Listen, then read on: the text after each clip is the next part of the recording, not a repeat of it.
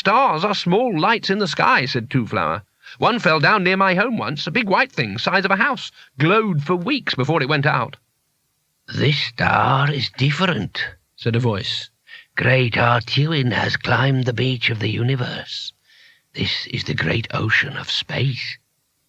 "How do you know?" said Two-Flower. "Know what?" said Rincewind. "What you just said about beaches and oceans." "I didn't say anything." "Yes, you did, you silly man," yelled Bethan. "We saw your lips going up and down and everything." Rincewind shut his eyes. Inside his mind he could feel the spell scuttling off to hide behind his conscience and muttering to itself. All right, he said. "No need to shout. I don't know how I know, I just know." "Well, I wish you'd tell us." They turned the corner. All the cities around the Circle Sea had a special area set aside for the gods, of which the disk had an elegant sufficiency.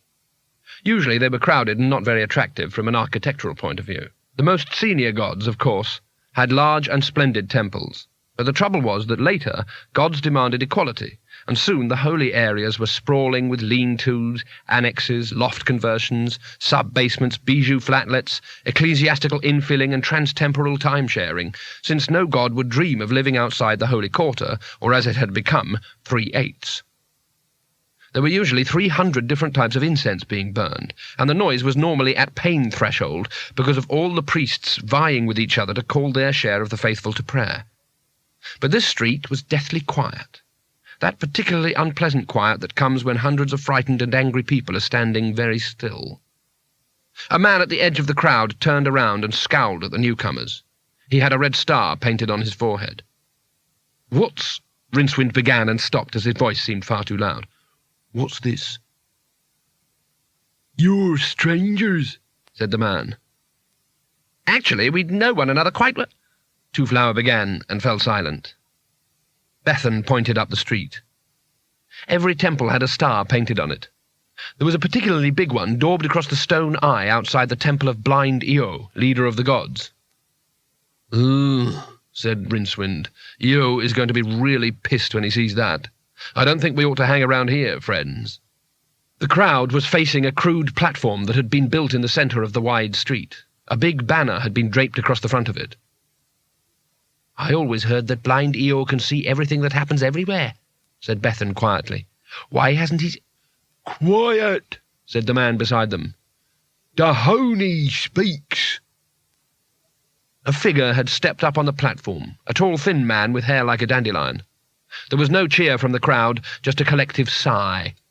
He began to speak. Rincewind listened in mounting horror.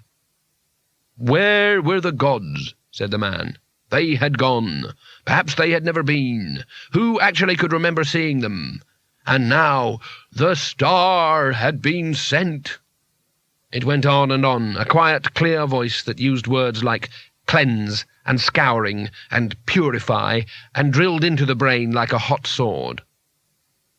Where were the wizards? Where was magic? Had it ever really worked, or had it all been a dream?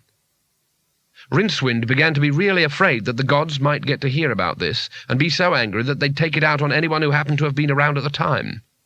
But somehow even the wrath of the gods would have been better than the sound of that voice. The star was coming, it seemed to say, and its fearful fire could only be averted by... Rincewind couldn't be certain, but he had visions of swords and banners and blank-eyed warriors.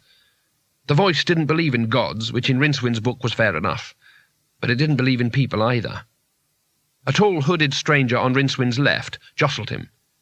He turned and looked up into a grinning skull under a black hood. Wizards, like cats, can see death. Compared to the sound of that voice, death seemed almost pleasant. He leaned against a wall, his scythe propped up beside him. He nodded at Rincewind. "Come to gloat," whispered Rincewind. Death shrugged. "I have come to see the future." "This is the future?" "A future." "It's horrible," said Rincewind. "I'm inclined to agree." "I would have thought you'd be all for it." "Not like this. The death of the warrior, or the old man, or the little child. This